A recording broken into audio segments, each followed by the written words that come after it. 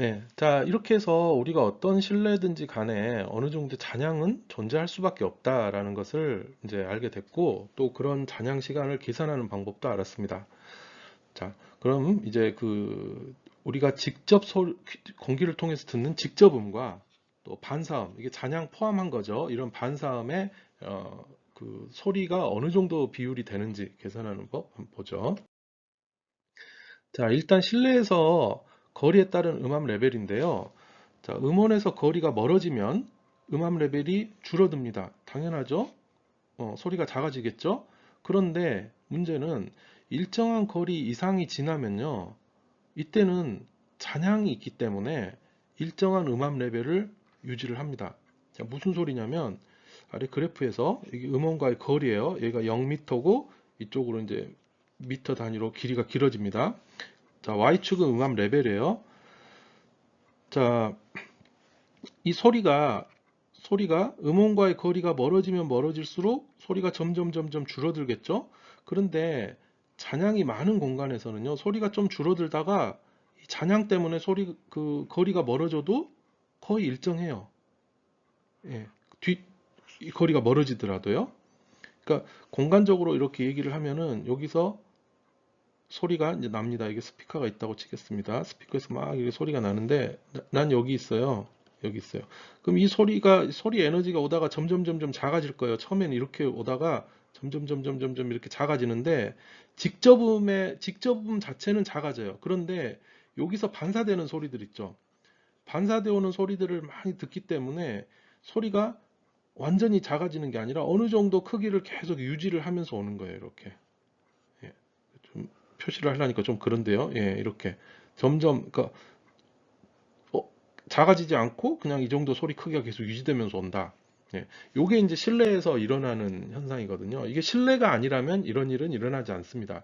그래서 우리가 항상 실내에서는요, 이 직접음과 반사음을 합해서 생각을 해줘야 돼요. 두 개를요. 자, 이 그래프에서 용어를 한번 보겠습니다. 자, 이건 거리에 따른 X축은 거리예요. 거리에 따라서 Y축은 음압 레벨입니다. 자, 처음에 소리가 이렇게 점점 줄어들어요. 이거 소리 크기라고 생각하시면 됩니다. 점점 줄어듭니다. 자, 줄어드는데 약간 뭐 빗금이 쳐 있죠? 이 얘기는 뭐냐면 이게 많이 줄어들 수도 있고 조금 줄어들 수도 있고 뭐 그렇다는 거예요.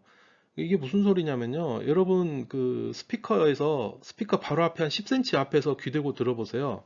10cm 앞에서 듣는 거하고 20cm 앞에서 듣는 거하고 거리는 두 배가 됐어요. 10cm하고 20cm하고. 근데 10cm에서 들을 때하고 20cm에서 들을 때하고 소리 크기가 많이 달라지나요? 그렇지 않죠? 거의 비슷할 거예요. 여기나 여기나. 그래서 아주 거리가 어느 정도 가까울 때는 사실 소리 크기가 그렇게 많이 줄어들거나 하는 걸 느낄 수가 없어요. 그래서 그렇게 소리 크기가 거리에 따라서 확 줄어들지 않는 곳을 우리가 근거리 음장이라고 얘기를 하고요. 영어로는 near field라고 얘기를 합니다. 자, 어느 정도 거리가 지나면 이제 그 거리가 두 배 될 때마다 6dB씩 소리가 줄어들어요. 예를 들어서 여러분들 2m 거리에서 듣는 거하고 4m 거리에서 듣는 거하고 거리가 두 배죠. 자, 그러면 2m에서 들을 때하고 4m하고 들을 때하고는 소리 차이 크기가 날 겁니다. 자, 이상적인 경우라면 6dB 줄어든다고 보시면 돼요. 두 배가 되면 6dB씩 줄어듭니다. 이렇게 거리 두 배가 됐을 때 6dB 줄어드는 룰이 통하는 것을 보고 우리가 원거리 음장, 이 파필드라고 얘기를 합니다. 네. 자, 그리고 위쪽으로 가보죠. 어, 소리가 자, 점점 줄어듭니다. 이 원거리 음장의 소리가 점점 줄어들다가 어느 한계가 되면 잔향음으로 인해서 소리가 안 줄어든다 그랬죠. 즉 이렇게 그래프가 이렇게 내려가다가 이렇게 꺾이는 구간이 있어요. 그래서 여기를 기준으로 해서 여기를 직접 음장이라고 얘기를 하고요. 네, 여기를 잔향 음장이라고 얘기를 합니다. 잔향이 센 곳이다. 잔향 음장이라고 얘기를 합니다. 자, 여기 위에 써놨죠? 여기 직접 음장, 다이렉트 필드, 잔향 음장, 리버브런트 필드 이렇게 얘기를 합니다. 자, 이 경계가 되는 직접 음장과 잔향 음장의 경계가 되는 그 지점을 우리가 임계거리라고 얘기를 합니다. critical distance. 즉 소리 크기가 점점 줄어들다가 어느 순간 되니까 안 줄어들어요. 왜냐하면 여기는 잔향의 소리를 더 많이 듣는 곳이라는 거죠. 여기는 직접음을 더 많이 듣는 곳이고요. 그래서 요 경계, 이 경계값 사실 굉장히 중요한데 이걸 우리가 임계거리, 몇 미터 떨어졌을 때 잔향음이 더 우세한가 하는 것을 이제 나타내는 것입니다. 자, 요건 이제 그 평면도식으로 그렸는데요. 스피커에서 소리가 나옵니다. 어, 요 거리, 여기 동그라미 쳐놓은 이 호로 된 거리 안쪽에서는 직접음이 더 우세한 것이고 그 나머지는 잔향음이 더 우세한 것입니다. 그래서 그 경계를 우리가 크리티컬 디스턴스, 자, 임계거리라고 얘기를 하고 직접음과 잔향음의 레벨이 같아지는 거리, 뭐 같은 표현이죠. 이렇게 내려가다 여기니까 여기 직접음과 잔향음 크기가 같아진다 이렇게 표현할 수도 있겠습니다. 자, 그러면 우리가 직접음은 떻게 되고, 그 반사음, 즉 잔향음을 포함한 반사음의 레벨을 어떻게 계산해낼지 한번 보겠습니다. 자, 식은 뭐 아주 간단합니다. 음원에서 R미터 떨어진 곳에서의 음압 레벨을 계산을 하는데, 식은요, 사운드 프레셔 레벨, 음압 레벨이죠. 음압 레벨은 PWL은 여기 음향 파워 레벨이라고 그래서요. 음원에서 360도 방향으로 퍼지는 음향 전체 파워, 그러니까 스피커에서 나오는 소리 앞에서 나오는 것만 아니라 전체적으로 퍼지니까 그 전체 퍼지는 거 다 따지는 걸 이제 음향 파워 레벨이라고 하는데요. 요 값에다가 자, 10 로그 해서 4파이 r 제곱분의 q입니다. 이게 이제 이 부분이 바로 직접음에 해당되는 부분이고요. r분의 4 이것은 반사음에 해당되는 부분입니다. 이렇게 더해주면 돼요. 만약에 내가 반사음이 전혀 없다. 그럴 때 이 식 계산 안 하면 됩니다. 반사음이 아예 없으면요. 네, 그렇게 생각하시면 되겠습니다. 자, 아래 설명 보시면 PWL은 음향 파워 레벨 얘기했고요. 그 다음에 Q라는 값이 있습니다. 이건 지향 계수인데요. 식에서 여기 위쪽 여기 Q라고 돼 있죠. 이 Q인데 이건 지향 계수인데요. 이게 무지향성 음원인 경우에는 1을 하면 되고요. 그 다음에 한쪽 벽에 한쪽 벽 한쪽에 붙어 있을 때는 2를 하면 되고 만약에 벽 두 개 붙어 있을 때는 뭐 4를 하면 되겠습니다. 이거 뒤에 말씀드릴게요. 그리고 R이라는 것은 룸 콘스탄트 실내 정수라고 하는 값입니다. 이것도 계산식이 뒤에 있습니다. 네, 실내 정수 룸 콘스탄트죠. R은 1-알파바분의 S알파바. 여기 알파바하고 S알파바는 잔향 시간 계산할 때 나왔던 그 평균 흡음률입니다. 자, 똑같이 계산하면 되고요. 자, 이 R 값이 작으면 우리가 라이브한 공간, 네, 그러니까 소리가 많이 울려 퍼진다는 것이죠.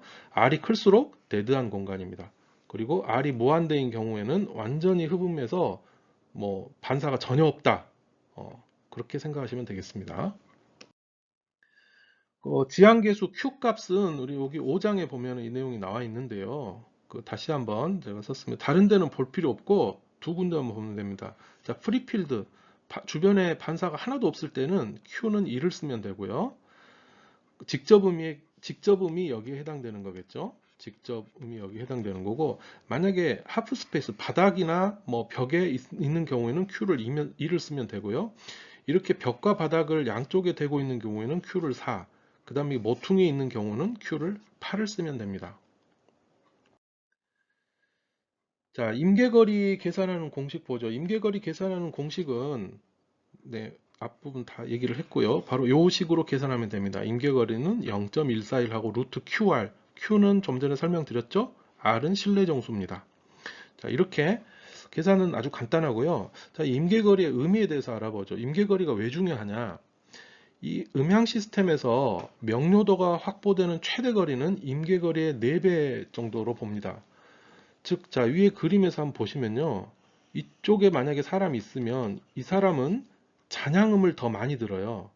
그러다 보니까 직접음은 이 사람 위치는 직접음은 조금 듣고 그다음 반사음은 많이 듣는 거예요, 이 사람은.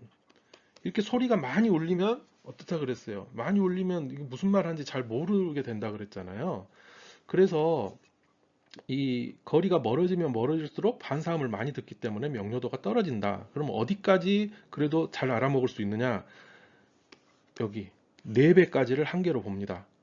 그리고 가능하면 3배 이내로 그 만들어 주는 것이 중요합니다. 그리고 스튜디오 레코딩 할 때는 마이크를 임계거리 내에 배치를 해야 됩니다. 스튜디오에서 레코딩 할 때는 이제 반사음 소리를 이제 안 들어가야 되니까요. 자, 그래서 이 임계거리라는 게 이제 중요하겠습니다. 자, 또 책에 나와 있는 뭐 간단한 예제입니다. 한번 보시죠. 자, 실내 정수는 1000이고요. 네, 실내 정수 R은 1000이라고 줬습니다. 그리고 음원의 지향계수 Q가 4예요. Q는 4. 자, 음향 파워가 90dB라고 했습니다. 즉 PWL은 90dB예요. 자, 음원으로부터 4m 지점에서 직접음과 반사음 레벨은 얼마냐? 그러니까 R, 거리는 4m. 직접음과 반사음 레벨 얼마냐라고 물어봤습니다. 먼저 이 아래 공식부터 보면 이쪽 부분은 직접음에 해당되는 부분이고 이쪽은 반사음에 해당되는 부분이라고 그랬잖아요. 네, 요거 따로 생각해 주시면 되겠습니다. 자, 직접음 레벨을 구할 때는 그 공식에 그대로 집어넣으면 됩니다. 90 더하기 10 로그, 자, 3.14는 파이를 계산한 거죠. 4파이, 그 다음에 r 제곱, 4의 제곱분의 4. 네, 그래서 73dB, 그리고 반사음은 이렇게 계산해서 66dB. 네, 주어진 식 그대로 집어넣으면 답이 나왔습니다. 약간 조금은 더 계산을 더 많이 해야 되는 건데요. 이것도 뭐 어렵진 않습니다. 자, 20 곱하기 15 곱하기 5 실내 바닥과 천장의 흡음률은 0.1이고요.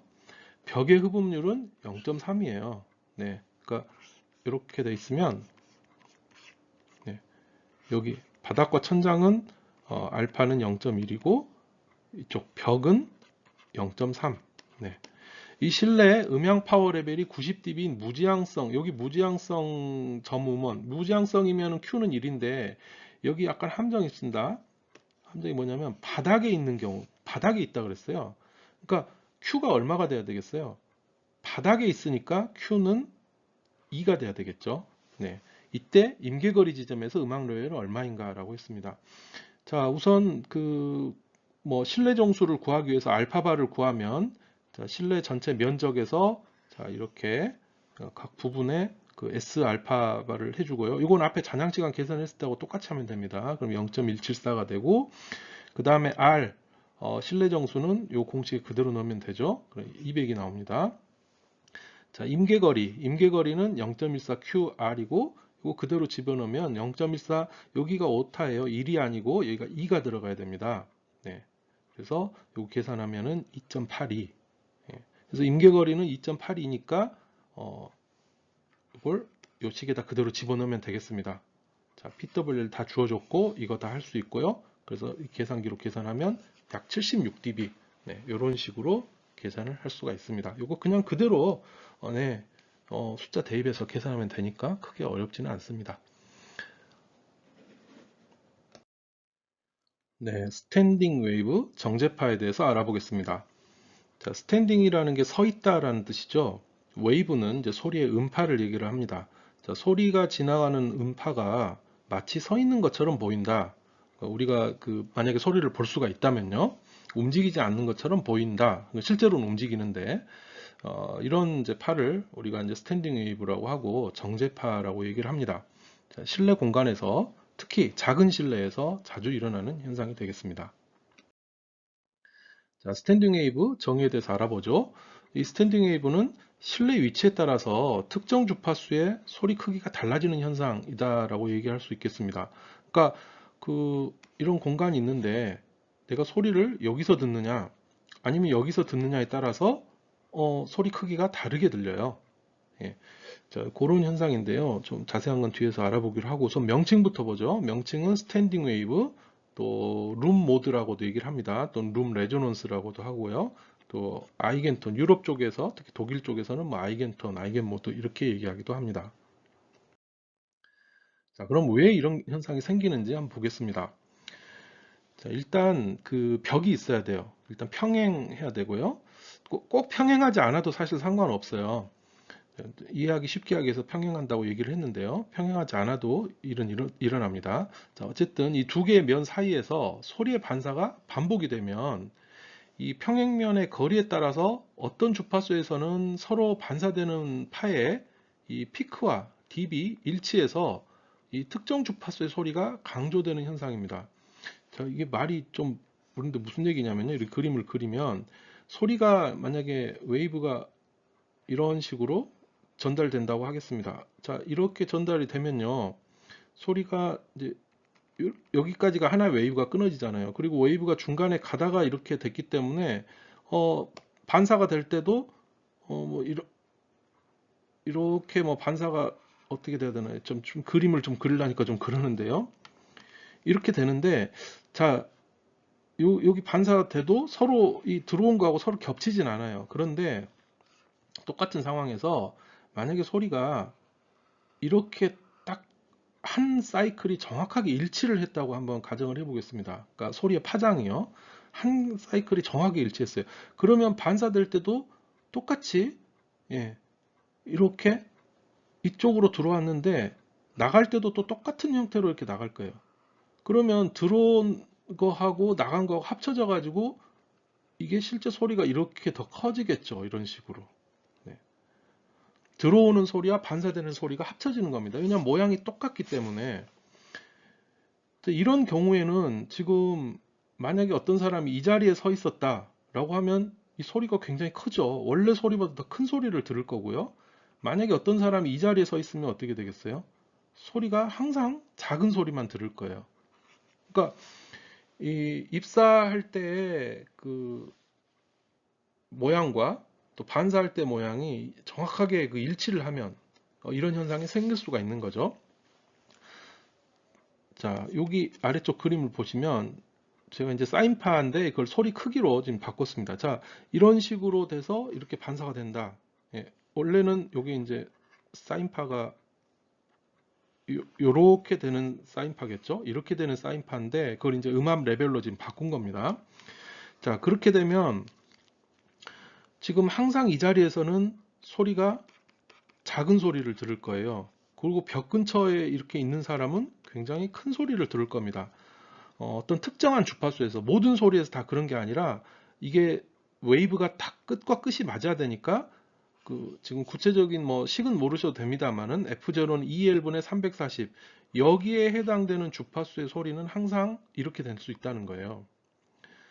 자, 그런데 이게 그 사이클이 꼭 하나만 있는 게 아니고 두 사이클이 이렇게 일치할 수도 있겠죠. 예를 들어서 여기로 한다면 이런 식으로 또 제 그림을 좀 잠깐만요. 그러니까 요 안에 두 개가 들어가는 거예요. 이렇게 또 이렇게 이럴 수도 있을 겁니다. 이래도 같은 현상이 일어나겠죠. 근데 이번엔 위치가 좀 달라질 거예요. 이번에는 작은 소리 듣는 데가 여러 군데가 생기는 거죠.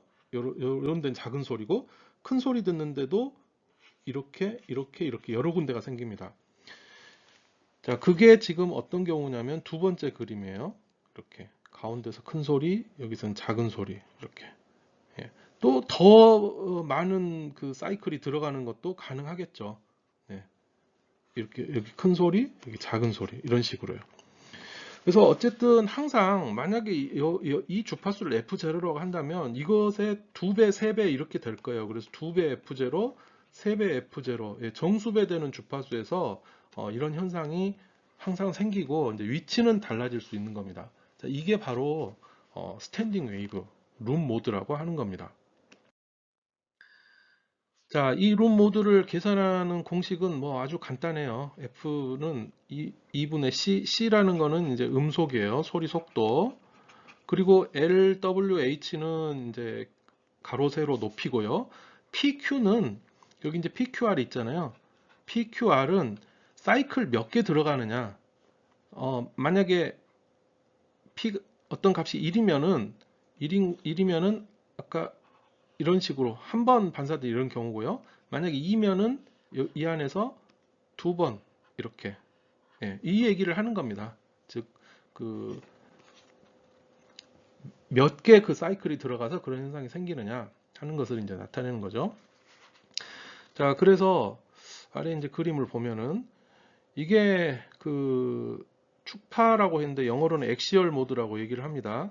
벽에 그냥 양쪽 벽끼리 왔다 갔다 할 수도 있고, 또 탄젠셜 모드, 이제 접선파라고 얘기를 하는데 벽 4개에서 반사돼 가지고도 그런 일이 생길 수가 있어요. 또 오블리크 모드라 그래 가지고 모든 벽에 다 반사돼서도 그런 일이 생길 수가 있습니다. 그 한쪽만 생길 경우에는 이제 PQR 중에 한 개만 1이에요. 한 개만 1이고 나머지는 다 0이 돼야 됩니다. 뭐 100이든 010이든 뭐 001이든 이런 식으로 돼야 되는 거고요. 탄젠셜 모드 같은 경우는 두 개가 1이 돼야 돼요. 위에 공식에서 뭐 110이라든가 011, 뭐 110, 뭐 이런 식으로. 그 다음에 오블리크 모드 같은 경우는 다 1이어야 돼요. 이렇게. 그 다음에 여기에서 이제 두 배씩 될 수도 있으니까, 예를 들어서 PQR 같은 경우에 뭐 200, 뭐 020, 002 이런 것도 다 이제 그 엑시얼 모드에 해당이 되는 거죠. 저 시계단은 그래서 0부터 이렇게 쭉 숫자를 정수를 집어넣어서 계산해 주면 이제 됩니다. 네, 그 예입니다. 예를 들어서 100인 경우에 두 벽 사이에서 지금 뭔가 일어나고 있고 010은 이제 벽이 달라졌죠. 001은 위아래 바닥과 천장 사이. 그 다음에 2차 모드 110 같은 경우에는 벽에 그 두 군데 벽에서 지금 뭔가 부딪히는 거죠. 그래서 모양이 좀 복잡해졌습니다. 네, 이런 식으로 어느 벽과 어느 벽에서 일어나는가 하는 것을 우리가 그 PQR 값에서 계산할 수가 있는 거죠. 자, 그렇게 해서 이제 PQR 값도 이제 막 그 1, 2, 3, 4 쭉 많이 넣어서 이렇게 계산을 해보면 실제로 이제 일어나는 현상이 이렇게 됩니다. 지금 색깔을 봤을 때 파란색은 좀 소리가 작은 부분이고 빨간색은 소리가 큰 부분이에요. 주파수별로 50Hz일 때는 이렇고 80Hz, 300Hz, 또 65Hz, 100Hz 이렇게 됩니다. 자, 여기 그 가운데 보면은 요 자리요. 여기 체어라고 돼 있는데 이 자리에 사람이 앉는 부분인데요. 이 사람이 여기 앉아 있을 때 50Hz에서는 파란색이니까 좀 작은 소리를 듣는데 65Hz에서는 조금 약간 좀 소리가 달라졌죠. 그다음 80Hz는 어떻습니까? 소리가 더 커졌잖아요. 예, 100Hz도 커지고 300Hz일 때는 또 약간 더 이상해졌습니다. 이렇게 이 그 스탠딩 웨이브 현상으로 인해서 그 주파수에 따라서 소리 크기를 다르게 들을 수가 있다는 거죠. 이거 만약 헤드폰으로 들었으면 절대 이런 일은 일어나지 않습니다. 그래서 이 스탠딩 웨이브라는 게 실내에서는 사실 많은 영향을 끼칠 수가 있다라는 것을 우리가 알 수가 있고요. 자, 어떤 특정한 자리에서 이렇게 그 측정을 해보면은 이렇게 그 특정 주파수에서 이렇게 소리가 크게 이렇게 나는 걸 알 수가 있어요. 그래서 이렇게 커지는 부분들이 이제 그 해당되는 모드의 소리이다. 자, 원래는 이렇게 크면 안 되고 좀 이렇게 일정해야 되는데 굉장히 커지죠. 이거는 좋지 않은 겁니다. 여기 이제 공진 주파수라고 얘기를 했는데요. 스탠딩 웨이브 정제파라고도 하고 또 룸 레조넌스를 번역하면 이제 공진이라고 번역을 합니다. 그래서 공진 이렇게도 얘기를 합니다. 자, 그렇다면 이런 그 정제파가 사람이 들었을 때 음질에 어떤 영향을 미치는지 알아보도록 하겠습니다. 일단 약 300Hz 이하의 저음의 음질에 영향을 줍니다. 300Hz 넘어가면 이 뭐 정제파가 너무 많아져서 다 겹쳐버리기 때문에 별로 그 인지를 못해요. 네, 그래서 저음에만 영향을 줍니다. 두 번째, 위치에 따라서 특정 주파수의 저음이 더 강해져서 둔탁하게 들립니다. 이걸 부밍 현상이라고 얘기를 하고요. 또 청취자 위치에 따라서 라우드니스가 달라집니다. 자, 노드에 있을 때는 우리가 이제 노드, 안티노드라고 표현을 하는데요. 노드는 해당 주파수 소리가 작게 들리는 걸 노드라고 하고, 자, 안티노드는 해당 주파수 소리가 크게 들리는 것을 이제 안티노드라고 합니다. 그 위치를요. 자, 그 다음에 또 같은 위치라도 주파수에 따라서 다른 크기로 느껴질 수도 있고, 이건 이퀄라이저 가지고 보정을 할 수가 없습니다. 이건 이제 다른 방법을 써야 돼요. 그 실내 자체를 손을 대야 됩니다. 그래서 이 작은 크기의 실내에서는 이 스탠딩 웨이브 또는 룸 모드의 영향을 반드시 고려를 해야 됩니다. 자, 앞서 나왔던 뭐 룸 모드 공식 다시 한번 좀 크게 썼습니다. 네, 여기서 요 FR을 이제 룸 모드 주파수라고 한다면 이제 모드 번호 이 PQR은 0부터 시작해서 0, 1, 2, 3, 4 쭉 가면 되고요. 그 다음에 LWH는 이제 가로 세로 높이가 되겠죠. 그 다음에 C는 소리의 속도, 음속이 되겠습니다. 자, 이걸로 이제 계산해 놓은 거를 한번 예를 보면은요. L이 3.8m, W가 3.48m, 높이가 2.4m. 그럼 최적이 31.8 세제곱미터인데요. 그러니까 그렇게 큰 공간은 아니죠. 좀 작죠. 한 4m 정도 되는 곳이니까 아마 조그만한 그런 소형 스튜디오, 박스 같은 그런 데가 되겠습니다. 자, 룸 모드를 보면, 표를 보면요. 1번. 자, PQR이 100일 때, 이걸 계산해 보니까 45.3Hz가 나왔어요. 이건 이제 엑시얼 모드에 해당된다는 겁니다. 그러니까 한쪽 면만 서로 왔다 갔다 반사가 된 거죠. 그 다음에 010, 110, 110 같은 경우는 두 개가 이제 두 군데가 반사돼서 이렇게 됐을 때 이렇게 되는 그렇게 생기는 모드죠. 자, 이게 이제 탄젠셜 모드가 되겠습니다. 자, 뭐 이런 식으로 쭉 계산을 할 수가 있어요. 자, 이건 엑셀 같은 거 이용해도 되고, 아니면 계산기로 하나씩 해도 되고, 아니면 온라인 상에도 이거 그냥 요것만 집어넣으면은 이거 밑에 표 쫙 계산해 주는 그런 사이트들 검색해 보면 아주 많이 있습니다. 자, 어쨌든 그렇게 계산하면 되고요. 자, 그걸 다 모아 봤더니 일단 보니까 오블리크 모드, 탄젠셜 모드, 엑시얼 모드, 자, 이런 것들을 여기 이제 주파수예요. 주파수에 따라서 그 나온 부분을 표시를 해갖고 요거 이제 다 합쳐져서 우리가 들으니까 그걸 다 합쳐보니 이렇게 되더라는 거죠. 이 세 개가 서로 영향을 줘서 어디는 이렇게 커지고 어떤 주파수는 작고 이렇게 울퉁불퉁하게 어떤 그 주파수 특성이 나타나는 겁니다. 이게 이제 원래 반듯해야지 평평해야 제일 좋은 거예요. 예. 자, 그래서 이렇게 두 개가 합성이 되니까 요 가운데 부분을 보면요. 엑시얼 모드하고 탄젠셜 모드하고 되게 좀 가까이 있어요. 그러다 보니까 이거 두 개가 합쳐져서 이렇게 좀 볼록 솟았고요. 그리고 어떤 부분에는 이렇게 겹치는 부분이 없을 수도 있어요. 그죠? 그런 데서는 이렇게 아래로 뚝 떨어지게 됩니다. 그래서 이 각 모드들이 이렇게 불균일하게 있으면은 사실 울퉁불퉁한 게 심해져요. 네. 그래서 이게 평평하게 있을수록 좋습니다. 그러니까 균일하게 있을수록 좋습니다. 자, 그래서 우리가 이 정제파 스탠딩 웨이브 현상을 최소로 하기 위해서는 어떻게 해야 되느냐?